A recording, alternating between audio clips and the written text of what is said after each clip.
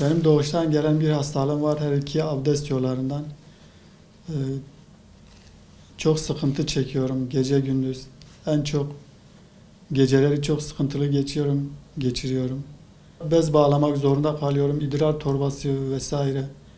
Yani kısacası çok zorluk çekiyorum. Doktorlara da çok gittim. Bir çare bulamadılar. Yani hemen hemen gitmediğim üniversite hastaneleri kalmadı bu Türkiye'de. Araştırmalarından sonra hiçbir şey yapamadılar. Birçok yerlere de başvurdum. Bakanlar geldi buraya. Vali Bey'e başvurduk. İl Sağlık Müdürlüğü'ne.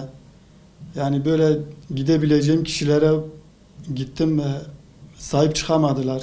En son özel hastaneye başvurdum. Özel hastane dedi yaparız dedi.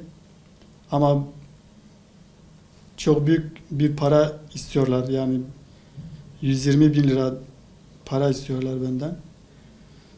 Artık bu Sayın Valimizin bana bu konuda yardımcı olmasını istiyorum. Sağlık Bakanlığı'na sesleniyorum. Lütfen bana sahip çıkılmasını istiyorum. 30-35 yıldır ben uğraşıyorum.